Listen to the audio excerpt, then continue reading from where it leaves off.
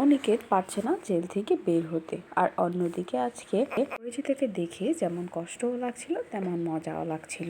তো যাই হোক, আজকে একদম জোরদার নাটক হয় জেলের মধ্যে, তাও আবার অনিকেতের সামনে। মানে অনিকেত প্রথমে তার বাবাকে তার নিজের আসল মাকে আচ্ছা করে ধুতে দেখলো, তারপর দেখলো অপরাজিতা ও তাকে ধুচ্ছে তার নিজের মাকে। আর শ্যামলীও চুপচাপ সেটা বাধ্য হয়ে দেখলো, আর হয়তো মনে মনে খুশিই হচ্ছিল আর বলছিল দেখ এখন কেমন লাগে অপরাজিতা। আর হ্যাঁ, ওদিকে পুলিশের সাথে মিলে ওই সায়ন্তনের ঘর জ্বালিয়ে দেওয়ার নাটক করে ফেলে অরুণাব, সাথে মিডিয়াকে ডেকটা সবটা তারা জানিয়েও দিল। কিন্তু সত্যি বলতে অরু কিভাবে এটা প্রমাণ করবে যে অনি জেল থেকে বসেই সায়ন্তনকে পুড়িয়ে মেরে ফেলেছে? তোমাদের কি মনে হয় অবশ্যই কমেন্ট করে জানিও। আর অপরাজিতাকে জ্বলতে দেখে তোমাদের কার কেমন লাগছে সেটাও কিন্তু কমেন্ট করে জানিও।